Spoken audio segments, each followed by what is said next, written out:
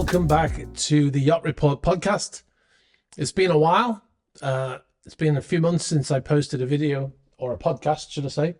If depending on how you're viewing this, you might be listening to on Spotify, or you might be watching it on our Yacht Report podcast channel on YouTube.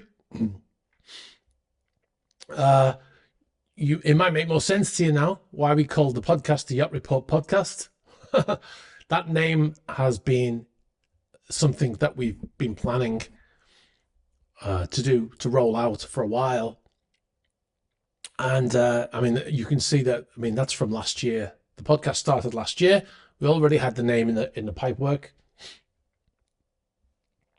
And we kind of, in actual fact, we are currently building a website, and it's been delayed by quite a while now. And when the Bayesian thing happened, we decided, because there was so much press interest in that story, and we were getting contacted by lots of different press companies, like we had Fox News contact us, we had the BBC contact us, a number of Italian, Quarta Repubblica, which is a very popular channel, TV show on a channel in Italy. They contacted us, and we felt that it was time to roll the new name out, because it just gave us more professional sounding name, basically. You know, Superyachts, Superyachts in itself is, people are always asking, what does it mean? It's a name from my cruise ship days when I was a systems manager, and the chief engineer used to call me the Sysman. What's happening today, Sysman? He would say, and that's where it came from. I added an E. It didn't mean anything really, and I wanted to change it for a long time. So we did that, and like I said, I wanted to coincide it with the new website. The website is going to be adding stories, written stories, to videos that we make in Super Yacht News, plus other things as well. We're going to do our definitive largest super yachts in the world section on there, which will build up over time, and we'll link videos that of the yachts that we've covered that are on that list. We'll put links to them so you can go and look at them, things like that. Anyway, we'll come back to that in the future. I just wanted to bring up the name and how it ties in. Now you can see that the main channel is called the Yacht Report, and this is the Yacht Report podcast, and it was, there was a method there. Now we're making this video off the back of the video that we've just put out on Sunday, the Monaco Yacht Show brief. If you haven't seen that video, I'll post links where possible in the description below. If you're on YouTube and in Spotify, I'm sure there's a way for me to post links. I'm not 100% right now, but I'll post links wherever possible. If I can't, and you want to see that video, just go to the YouTube channel. It's the latest video as we record this. Now, mostly positive. There was one issue, which is what most of the people have been commenting about, and that is the incident that I had with Amel's. Well, there was two of us. One of my colleagues was with me, where we were asked to leave. Now, I'm not going to go on about it, because, it's not worth it. But the reason why I brought it up is because I want to talk about it without going into the details of it, because I've already done that. And if you're interested, in fact, of seeing a longer version of that, I've got like an 18-minute video on the Patreon channel, which we go into in more detail. I only mentioned it for a couple of minutes in the debrief, because I didn't want it to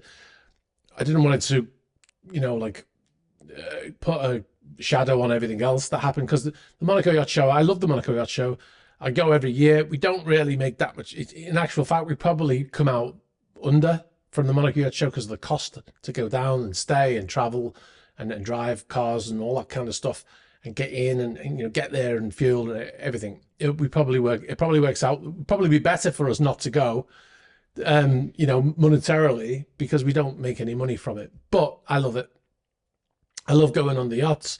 I love being there, the great vibe, the positivity about it. For me, I just love it. So I always have, and as long as I can, I'll always go, So, and the feedback which is unfortunately something that I don't ever manage to get on camera.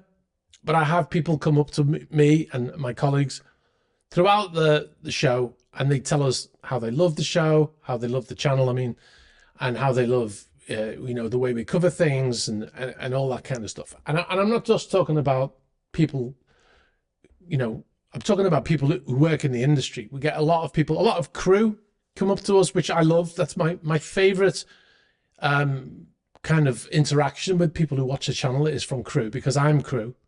And I love when crew members tell me that they watch the channel and they really enjoy it. It's just a personal thing that I just love the fact that the crew come up to me and say, oh, I really love the channel. I love how you do it and the information you give, or whatever they say. I love that. So, but we also get, at this year's show and other shows as well, I get a lot of feedback from the manufacturers of yachts. I'm not going to name brands, but some of the bigger brands, when we've done a video and then they've seen it, and then they come up to us at the show and they say, really liked what you did with that yacht, with our yacht that we built, or that, because usually it's yacht manufacturer, and we'll get great feedback. And that's not why we do it, but it's nice to get it. And I mean, we don't do it at all for somebody from a yacht manufacturer to come up to us and tell us that they love the video. It's rewarding in terms of how we feel about that video.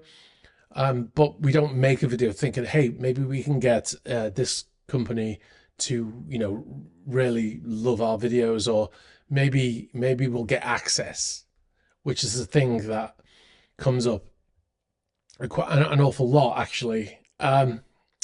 Especially now with social media and YouTube, a lot of the YouTubers make videos based on keeping people happy, right? So, like, I'll give you an example. How many of you have watched a video where a YouTuber is looking at a new product?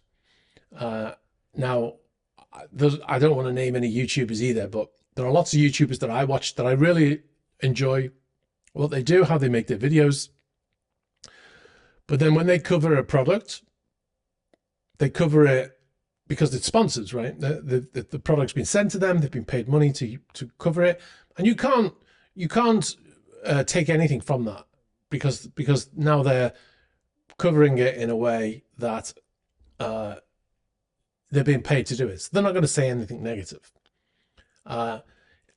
What we do is when most of the products that we do very few adverts for collaborations or paid adverts, and the ones we do generally, I had this thing from the beginning. I said I only really want to make videos or do adverts for companies where I already use their product, or it's a product that I think is a great idea off the face of it. Like I see a product and I think that's a great product. I will try to use it. I don't get free products, but I'll use it, and if I like it, I'll agree to do it. That's generally the way we work. There are a couple of exceptions, but for the most part, that's how we work. But a lot of the YouTubers, they get paid a lot of money to do a product of a camera, for instance, and they'll say, "Oh, it's fantastic! It's a game changer," and all that stuff. But you've got to take that with a pinch of salt, right? There's a guy on YouTube who does reviews, and he buys all of his own he buys all the equipment that he reviews, and then he reviews it. And you can honestly believe that what he's telling you in that review is legit because he paid for it himself. He doesn't have to bow to anybody. And that's something that I've always done, being the CEO or the founder of this channel, is that I've always said that I don't want to be saying nice things about some company because they gave me money or something like that. Now, in 2022, when Russia invaded Ukraine and all of the yachts, the Russian-owned yachts, started to disperse, let's say, we covered that in depth. We had a lot of media coverage at the time as well, and we because I was right in the middle of the industry, and I know how things work, and I know everybody knows somebody on some yacht, right? If you're working on a yacht, somebody knows somebody who knows somebody on that yacht, right? If you don't know them yourself. So I was very clued in as to who was doing what, and which boat is owned by whom. And we get these emails from these companies, these sometimes PR companies, or sometimes the lawyers saying that this person that you mentioned doesn't own this yacht, when we know they do. We know they own the yacht, right? But they do it. It's owned in such a structure that that they can deny that they own it. And some of the companies that have contacted us and said that this guy doesn't own it. I know people who work on board that yacht, and I know that that person owns it, right? Funnily enough, the ones that the yachts that I worked on, when we've talked about in our videos, which I'm bound by NDAs, right? I can't use any information that I learned from working on board, and I honor that. But sometimes I half expect them to contact us and say, this person doesn't own it, but it's never happened because they know that I know, right? But when all of those yachts were scattering anyway, heading in different directions, we covered all of that, right? And we had to deal with different companies, like yacht management companies, let's say. Some of the companies, they were completely professional, and they answered the questions whenever they could. Sometimes they said no comment. Sometimes they said, yes, here's the details. And they were completely above board. And we still get along with them now. And, and then occasionally when we go to a show, the Monaco Yacht Show, whatever, they say to us, you want to come on board this yacht?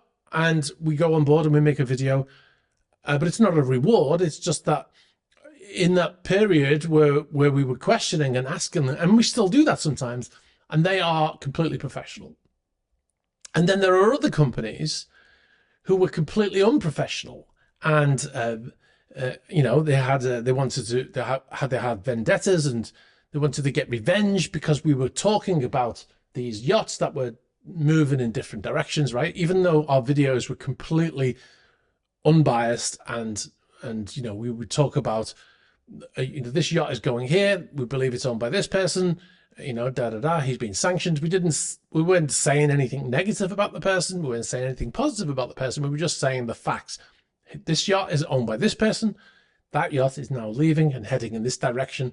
And this person's been sanctioned by this country, etc. Why are they being sanctioned? Here's a list of the companies they own.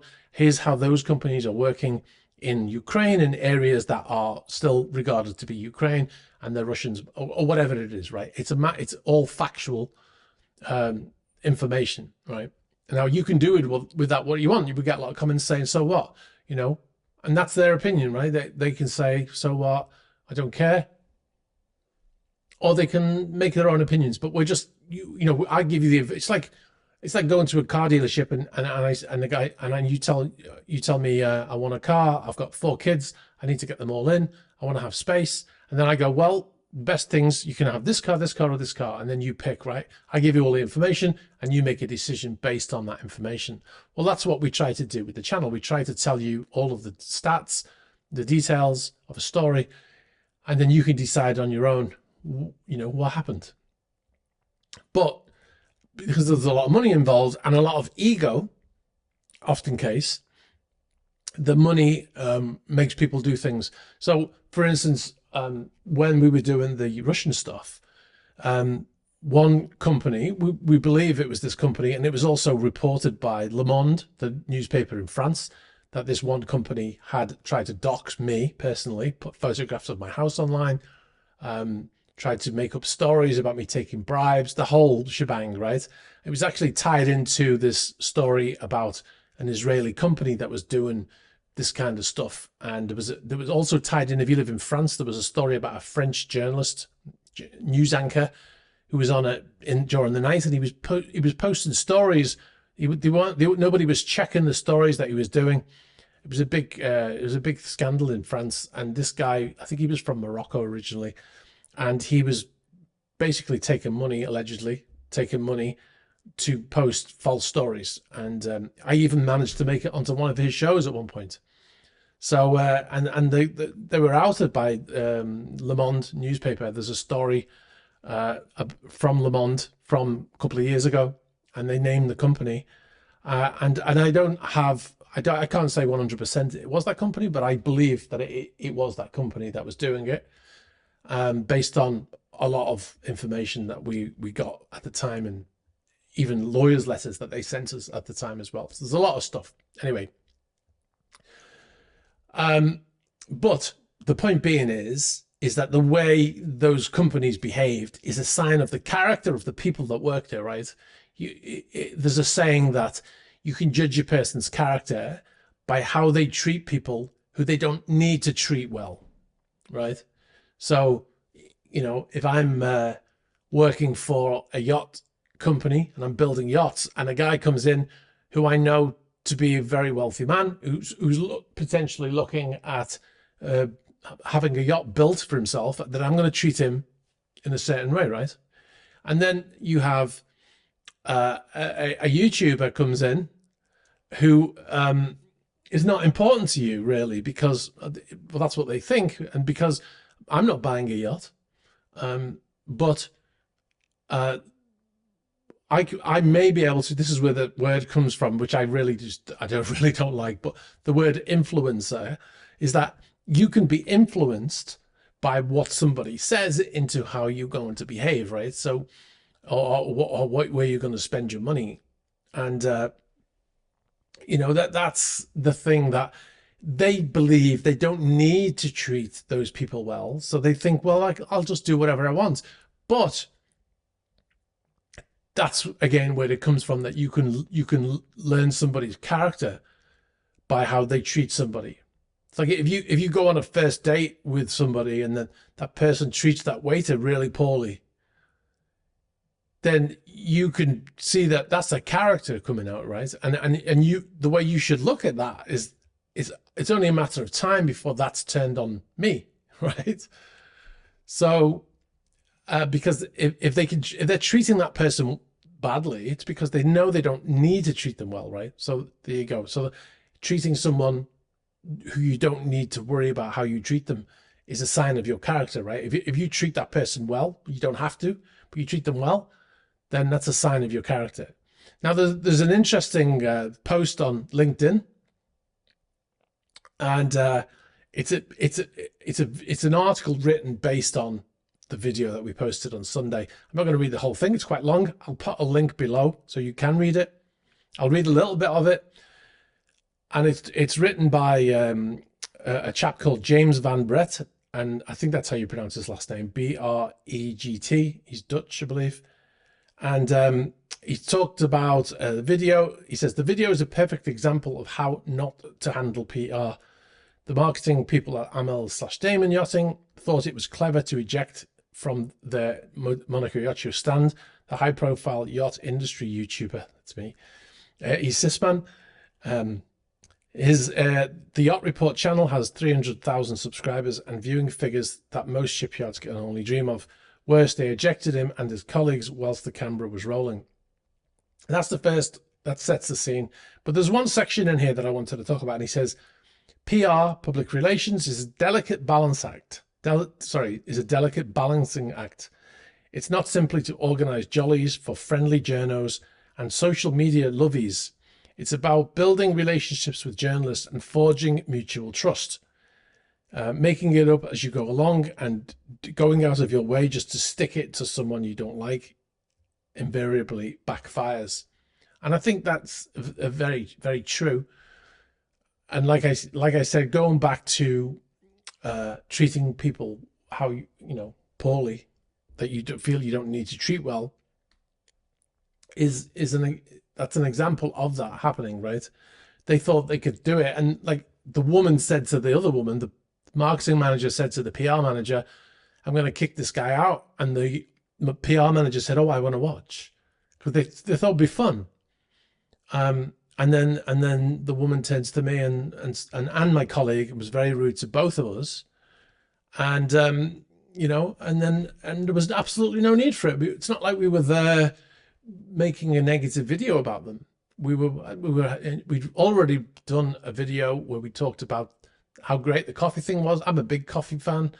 You know, I roast my own coffee. I brew my own coffee, the whole thing. So I love it. So that having that there is a great, that's a sign of a great marketing thing, because it draws people to their booth, right? And that wasn't her idea, I understand, because she's only been at the company for a year, and they've been doing that for at least 3 years. As far as I can remember, the 2022 Monaco Yacht Show, where they had that barista set up there, and I thought it was a great idea.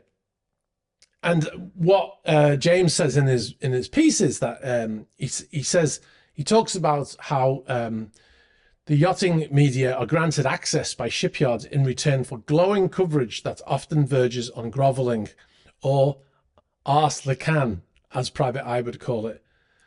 By the same token, most yachting media rely on shipyards for advertising and sponsorship of their events, so genuinely critical comments are rare as hen's teeth.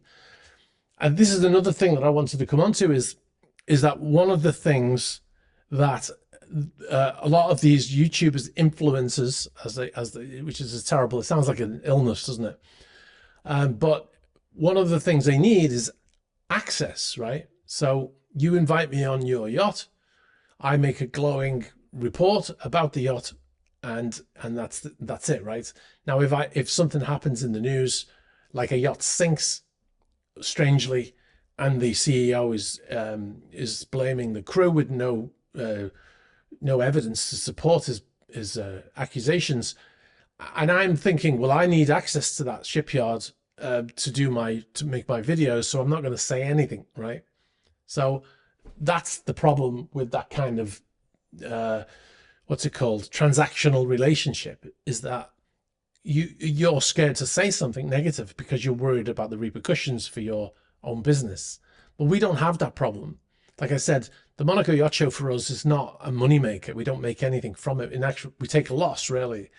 But I go because I love it, and I love the industry. You know, regardless of, you know, despite the negative people that you occasionally bump into, I love this industry. You know, for all its flaws, it's mostly it's a subject that, for the most part, is a silly subject, right? It's about massive yachts, privately owned, and how they make them, and you know, and it's not controversial. It's not about politics. It's not like, if you ever watch political shows, after a while, I personally start to feel a little bit, like I feel like a bit anxious or something, and I have to switch it off, right? Because I always think that I see some people, they always seem so angry, and I think, why would you want to be in a business where you have to be so angry all of the time?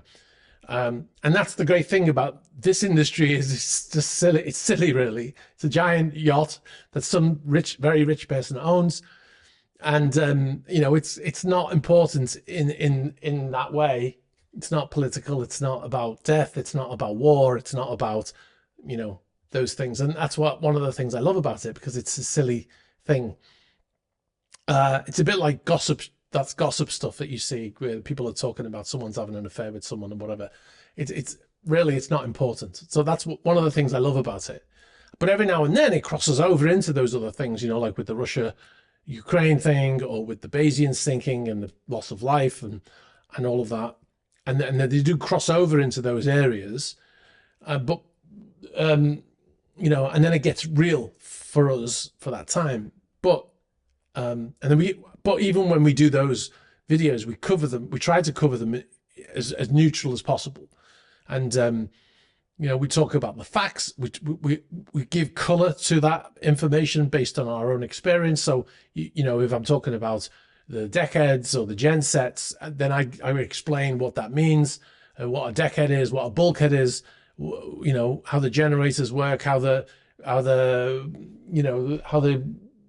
batteries will operate, so the vessel doesn't have to run generators, all of that, etc., etc. So I give color to it, and that's the thing I love about it. So when you have this negative thing that comes in, and like I said, it's not because of that company, because in the past at the Monaco Yacht Show, I've had people from Amels come up to me and say very positive things, and even invited me to the shipyard one time, which I never took them up on. But so it's not, it's one person, it's not a company. It's very easy to look at a company, like for instance, let's say you go to McDonald's. Comes back to another thing I was saying to Jared Watney, who kind of inserted himself in this thing because maybe he thought he could resolve it or something. But I said to him, when you're the outward facing person representing a company, you become kind of an ambassador for that company, because however you behave can reflect on that company, right? So if you go into McDonald's and the person throws your food on the floor or swears at you or calls you an asshole or something like that, then you're going to leave there thinking McDonald's sucks, or insert company. I'm never going back to that company again. When the reality is, it's one person in there who works for that giant company. One person's having a bad day or whatever it is that they're doing, or they're just a nasty person, but they're working for that company. But at that moment in time, because you have that, they're representing that company. They're an ambassador for that company. So I try not to hold it against them, against the whole company, right? Like I have a car, and when I go to take it to the main dealer, sometimes most of the time I get very positive, and I go to the same place because I know the people on first name basis, and they treat me very well. They look after my car, and everyone's happy. But occasionally you'll go and you'll get somebody who's having a bad day and they treat you poorly, and I try not to hold the whole company against, or try not to blame the whole company for one person's bad behavior, right? And that's an example here of what happened here. Is for whatever reason this person was having a bad day, maybe, or they thought it, or they just had a power trip where they thought it would be fun to eject us from the little booth there, and I think that is just I think the company's going to look at that. I mean, it might just be they might just brush it off because their order book is full and stuff. But I don't think so. I think I think some questions need to be asked in those situations. If it was my company, especially when it's somebody who is facing the public and supposedly creating these relationships with the media to try to get positive feedback, when they write their reports, and they're doing that, you got to ask yourself, what's going on here? Like, why is that happening? And like I said, in the past, we've dealt with other companies, yacht management companies, for instance, and we've asked them hard questions, and we've asked them, why is this happening? And because they've been honest companies, they've always come back with sometimes they come back and say, we can't give that information, or sometimes they'll say, here's the deal, and they explain it, and we covered it. And like I said, we still have a positive relationship with those companies. And then you get other companies, because of the power, because they think, oh, this guy's just a crew member. Who is he? Like, he's not important, right? That's the way the way they're viewing the channel is, oh, we can crush this guy easily. We can threaten him with lawyers. We can, threaten to take him to court because he said something that's true, but we don't like the fact that he's saying it, and we've got enough. We've got there's so many structures there for these owners to lie about their ownership of that yacht that we can say that it's not true and it's defamation. And we have terrible defamation laws in the UK, so it's very easy to sue somebody for defamation, right? They've strengthened them recently because it was being abused, but it's still not brilliant. But this is what those companies think. Some of them think that they can, we can just, we can crush somebody because we don't like what they've said. But like and in the comment section of that video, I haven't read all the comments, but the majority of the comments are, a lot of the comments, let's say, people are saying that, you're very neutral and you're always balanced and things like that, which is great to see, because we don't try to blow our own trumpet in that way. But I think sometimes you have to, because I realize that I just assume everyone thinks that they see it the way we see it, but obviously that's not the case, right? So we have to blow our own trumpet sometimes and say that we're not taking sides. We are trying to be as factual and unbiased as we can be, even when the circumstances are exceptional. Yeah. So with the, I'll go moving on a little bit to the Bayesian thing in the terms of public relations. I mean, that came over very poorly for that company.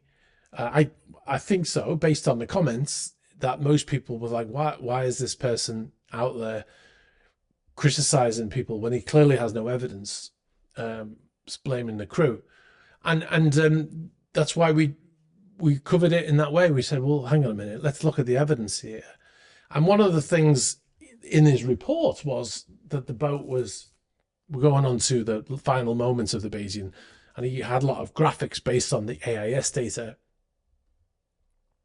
And we actually debunked that, that the vessel was turned into port, which is one of the things he said really early on. I think it was the same day that the boat sank. And you know, that's the dangers of going out there and publicly making statements very early when there's not really any evidence about what's happening, and then trying to assess blame onto people for an event happening. Yeah, and going back to the article by James Van Brett, he says, just asked Italian Sea Group CEO Giovanni Constantino in the wake of the Bayesian sinking or Ocean Co. about how they handled or not the proposed dismantling of the bridge in Rotterdam to allow Coru to pass through. When real PR is required and real journalists called, they're all at sea. And I thought that was really interesting, because they're so used to people just, you know, journalism, as it's called in the yachting industry, is generally kind of fluff journalism, right? And it's all about, you know, selling a magazine, for instance. So all of the companies that you're talking about are advertising in your magazine, which is where all their revenue comes from. Therefore, we can't say anything bad about them, because they'll take away their money, right? Their advertising revenue will drop, so they have to be positive. And without mentioning any particular companies, when the sanctions started in 2022, and all of the yachts were affected, all of the yachts that were affected were being affected at that moment in time, those companies with the magazines and the so-called websites giving you news were silent. There was no references to what was happening at all. And, you know, that's why everybody came to us, really, I think, because they didn't know, you know, if you looked at those websites, everything was rosy. There was no sanctions. There was, you know, it wasn't happening.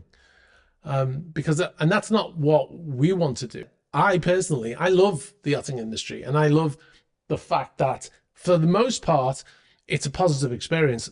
Going back to that Monaco yacht show, that same Monaco yacht show where we had that incident with Amels, I had people from in that high street there, where what I call the super high street, where all of those big brands are located.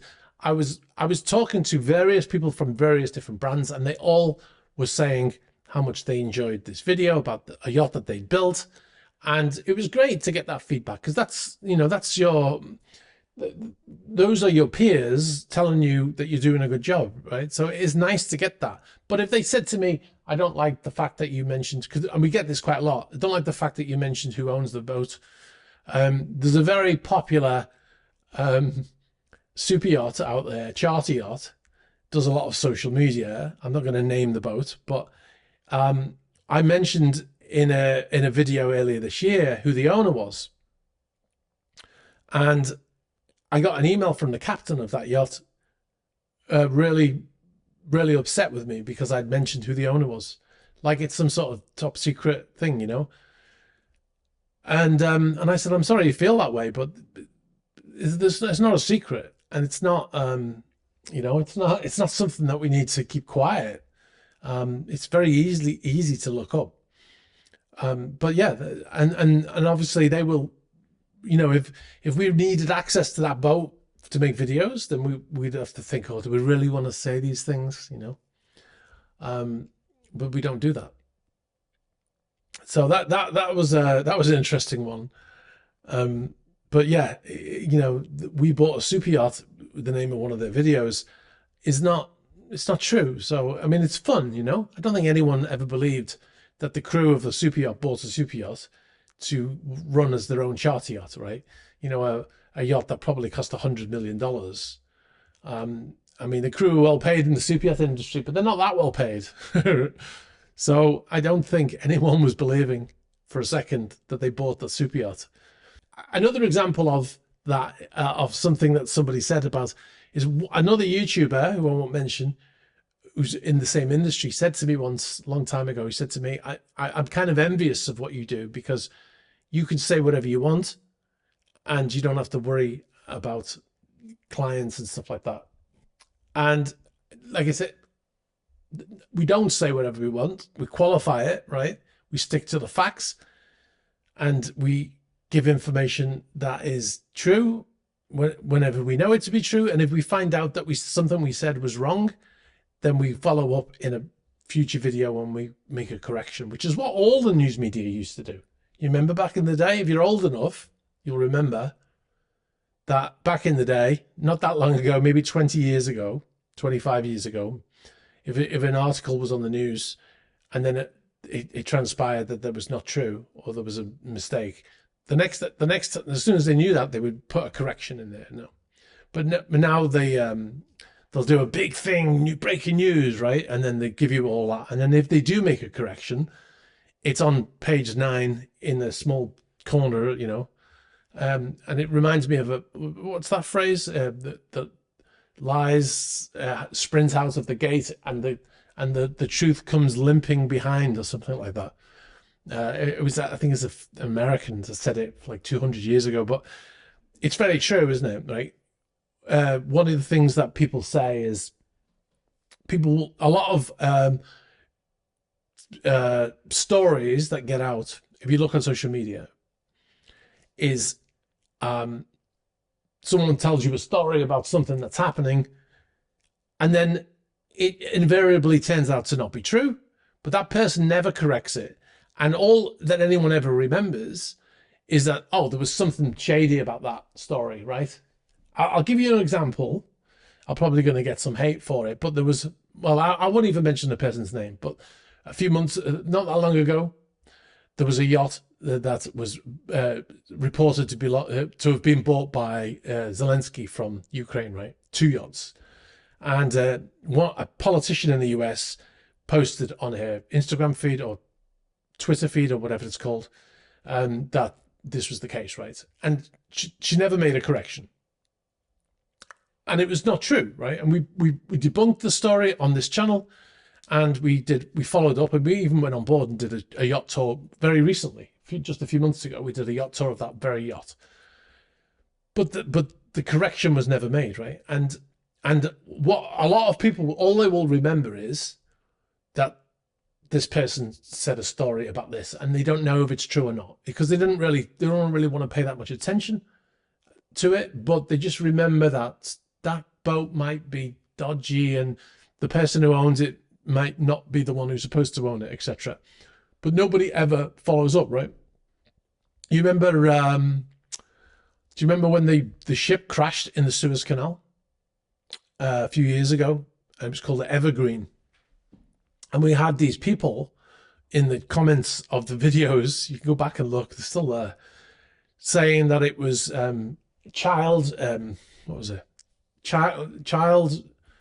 they were transporting children on this giant ship, and it was Hillary Clinton doing it. And the reason why we know it's Hillary Clinton is because she put her code name on the side of the ship. It's a 300-meter ship, and the name was basically 250 meters along on the side. So Hillary Clinton is apparently child trafficking on a giant ship, and it crashed in the Suez Canal, and all those children on board apparently, and we know this to be true because she's put a code name, a secret code name on the side, and 250 meters. That's 2.5 football field long.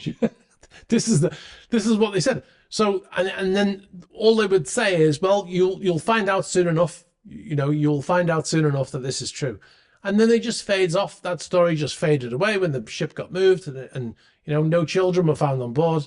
The containers with food and whatever was on board eventually made it to the destination. But all people remember is that, what was the story about that Evergreen ship? The ship wasn't even called Evergreen, it was called Ever Given, but the company was called Evergreen, and that was written on the side of the ship. So yeah, the truth comes limping behind, right? And everybody's already moved on by the time the truth gets there. That's what the phrase is talking about, and it's never been so true. So it's never been more true than now, right? So yeah. So anyway, I think we've got 40 minutes in. I think I'm going to wrap up here. I'll post a link to this article here, so you can go and read it. It's a very interesting article, and yeah, and let me know what you think. Like I said, I don't have any hate towards any of the companies. I think what all the companies do in the way they build these things is fascinating. They're cutting edge. One of the things that some people say, I have a sports car, right, made by a prestige brand, and people will say, well, you don't need that. But what they don't realize is a lot of the technology that they have in their car, their normal Fiat 500 or whatever, a lot of the technology comes from those prestige cars, right? If you want to look at the charter of progress in modern cars, you can go back to various models. Very often Mercedes were the ones who were bringing out all of this technology, things like daylight running lights and anti-collision stuff, and all that kind of stuff. It all starts off in the super expensive cars, and it trickles its way down eventually to the normal cars that people drive every day to work, and they benefit from those people who spend £300,000 on a car, or $300,000 on a Ferrari or something that those people would never own. But the technology in that car eventually finds its way down. That's why you have Formula One and you have all of these sports car racing, because the technology in the Formula One car, the DRS and stuff, eventually will find its way into road cars. And that's why a lot of these companies are in Formula One, to develop their brands. So anyway, kind of been all over the place today because of the way things are and things that keep popping into my head as I'm talking. So I apologize for that. If it's something that you'd like to follow, I'm doing the weave, as Donald Trump would say. I've been doing the weave today. It's been quite broad, but I hope you've found this interesting. Yeah, let me know. Let me know in the comments. You can send comments, or you can post comments on the YouTube channel, on the Yacht Report YouTube channel, Yacht Report podcast YouTube channel, should I say. It's going to get complicated. Also, I don't think you can post comments on Spotify. I'm not sure. But anyway, yeah, go to the Yacht Report podcast YouTube channel if you want to leave a comment. We read most of the comments. I mean, I don't read them all personally, but I read most of them, and my colleagues read a lot of them as well, moderators and stuff. So it does eventually get back to us if you say something, that is super relevant. And sometimes when I want to do a video about a certain content, I will go back and read the comments, and then I will use that to add to the content of that video. So yeah, anyway, let me know what you think. It's been interesting. I really need to do more podcasts. I haven't done any for a while, and I feel bad, so forgive me. But yeah, I decided to do this today because it gives me a bit more gives me more room to be able to do the weave, if you like, because very often when you make a video, you even if I do it when I film, I have to edit it out because the video is too long at the end. And I'm like, oh God, it's 32 minutes and I need it to be like 20 minutes or 18 minutes or something. So I end up cutting most of it out. But yeah, anyway, I'll wrap up there, guys. Thanks for listening or watching. Let me know what you think. And yeah, we'll do another one sooner. I don't know when we're going to do the next one, but we'll do it sooner than between this one and the last one. All right, guys. Thanks for listening. Bye-bye.